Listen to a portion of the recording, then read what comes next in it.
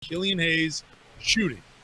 James Edwards captioned the video. Yeah, Killian definitely did change his release.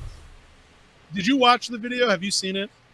Yeah, I did watch the video, and it's funny because if you do follow Killian on social media, he's been working a lot with his coach, and they've kind of been tweaking with not so much his shot, but more the release of getting it off quicker.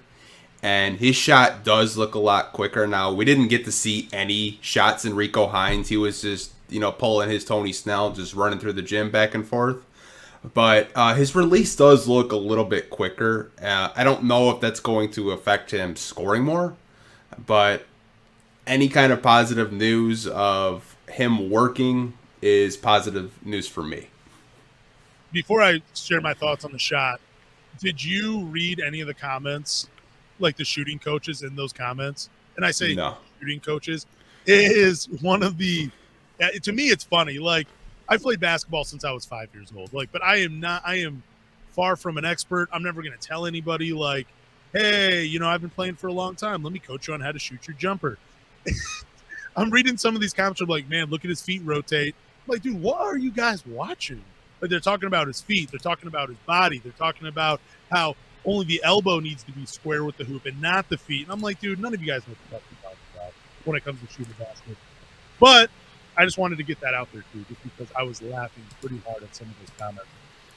But Killian Hayes' jumper does look different. And the one thing that I've noticed from it, and again, this is just a small detail, is that he's not fading back as much. Like, I always noticed, even when he was shooting straight up, he would almost, like, if you can see my hand, like, kind of lean back, even though the ball was going this way. It just seems like now he's jumping straight up with it, and there's barely any lean to the, like, fade in his shot. Like, he's jumping up straighter, and I think he's getting, like, a better, more consistent shot by going straight up instead of fading back.